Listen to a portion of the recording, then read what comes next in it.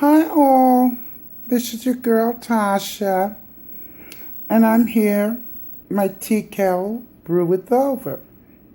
Now, I want to discuss this thing with Katt Williams and the interview and the things that he said. Now, I'm seeing clips of when Katt Williams started reading, but I have seen clips from the beginning and what led into him letting Miss Wanda Smith, the host, have it. Okay, she started it, and it got into, she started throwing light shade, because I saw the tape from the beginning. All the clips I've seen is in the middle when he's reading.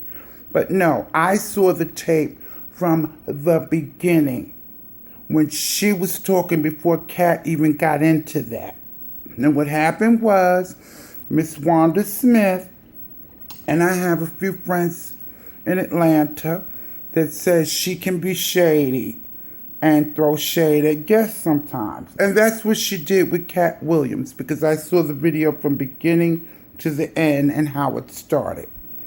Miss Wanda Smith tried it on Katt Williams' time. Now, first of all, she knows he's a comedian. And Katt has no filter, darling. So therefore, you coming for a comedian, he lit her up for the 4th of July. Okay. What happened was she asked him a question. They started talking about cooking. Can she cook? And she started saying she can cook broccoli or whatever. And he's like, he thought she was going to say some dish. And he was like, broccoli? Yeah, that's easy to cook. Just takes water. I can cook corn. So then she threw a little shade at him. She started talking about him being in jail and felonies, and Katt let her have it. That's where it started beginning, and he started reading. When she went about the jail, asking him about being in jail, does he have a felony? She threw shade at him. And I'm not in any way endorsing what Katt said. So people, please don't get my comment with their foo-foo. She baited him because they started talking about cooking, and he was saying, oh my God, I can cook corn. This is what Katt said. When she said she could, he said, what was your dish that you make for your boys? So her sons. And she said, well, she cooks broccoli. And he says, broccoli, that's not a dish. You could boil that with water. So she threw shade back at him, and they kept on going back and forth. And then he lit her up after she started with the felony and him being in jail. And he was telling her, oh, there's a difference between the jail and prison. I mean, he let her have it. Then she started throwing more shade. Now, let me clear this up. People are thinking that, oh, he attacked this, black woman. No, it was not like that. Monica. Wanda started throwing shade, and she got lit up for the 4th of July. Plain and simple. She started that.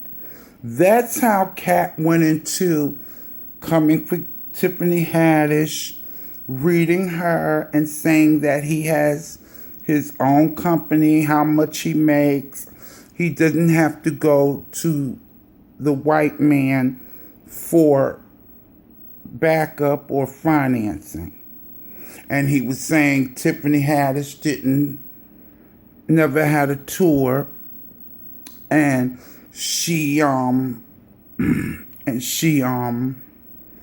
the movies was read by the movie whatever that vacation movie with Queen Latifah, that was the script that she followed. That's why she's funny. And then, of course, he went into, well, once she said she slept with Brad Pitt, a white man, everybody liked her.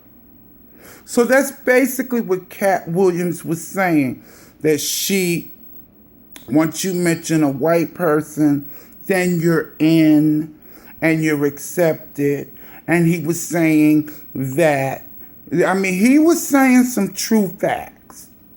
He was saying that Hollywood or whatever will overlook certain people if you don't have a certain look.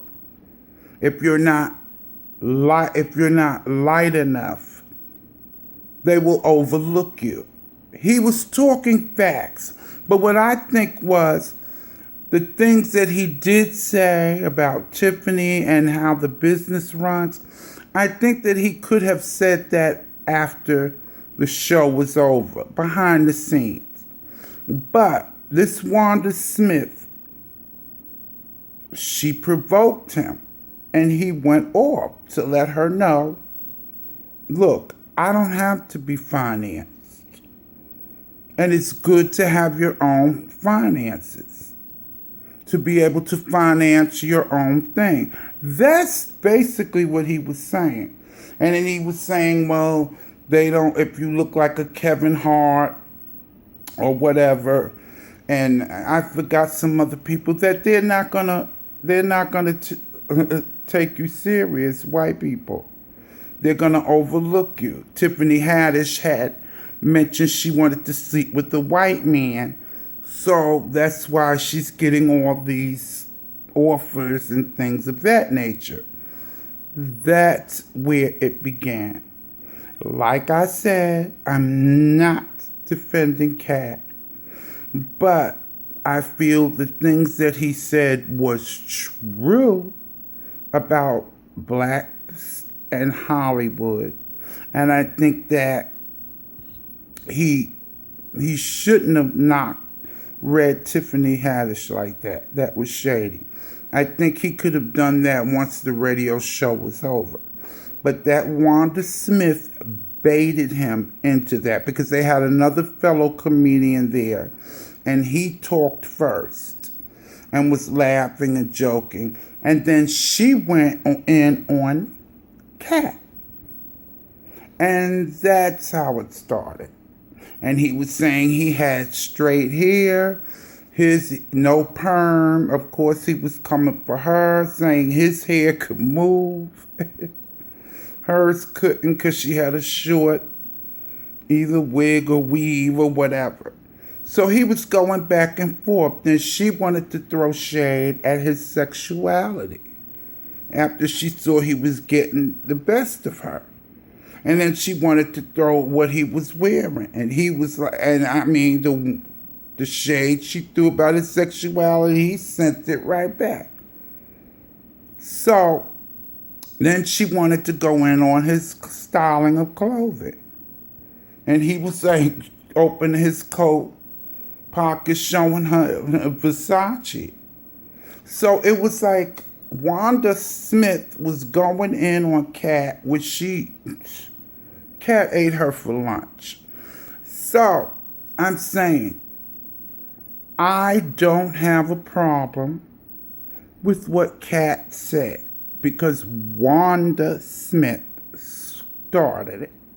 And I have friends in Atlanta, and they tell me that Wanda can be shady. And she chose the wrong one, Katt Williams. He let her have it. And so my thing is, yeah, he could have, stopped. He didn't have to mention Tiffany Haddish and come for her like that because she's doing her thing. And Kevin Hart, he didn't have to go there. But he was provoked. And they really got seriously arguing. And that's how he was baited. Because sometimes you can be baited into saying things that you really don't mean. And That's what happened. He was baited. And he just let it all out. And now everybody's thinking Katt Williams is at fault. The only thing I blame him for is that he could have waited till they got off the radio and he could have told how he felt about how Hollywood works and this things of that nature. That's what I felt he could have done instead of letting out, black sisters and brothers have it on the airwaves where everybody can hear it, black and white people. That's the problem. Only problem I had with Katt with that. If he had said this after the mic was off. But in the middle of reading Wanda Smith, she started throwing shade and the conversation went left and Katt went in on her and read and told her all of this, and that's how they got into Tiffany Haddish, and they got into Kevin Hart because they were reading and he was breaking it down because she had baited him. And then everybody's gonna say, "Oh, you're jumping on a black woman." No, I'm not. Right is right. She baited him. If you ever see the video from the beginning to the end, you will see why it ended up that he was coming for, where you would see how it led into the comments that Katt Williams said. Now, I just wanted to get that straight because all I'm seeing is Katt Williams or Kevin Hart clap back or whatever. They're only showing, starting from what Katt said. I've seen where the whole show started and Wanda Smith started the whole thing and Katt finished it. She came for his sexuality. He didn't get upset. He just read. And then it just went into that. So, like I said in the comment, I have no problem with Katt Williams reading and what he said, and Kevin Hart clapped back, fine. But my thing is, tell the whole story. Wanda Smith baited that whole conversation, and they got into it where it led into Katt reading like that. Because in the beginning, he did not mention Tiffany and reading like that and Kevin. So it was an argument that started early about a whole different thing. And that's when that came out. So, until my tea kettle breweth over, I will see you guys. Talk to you later. Bye. Mwah.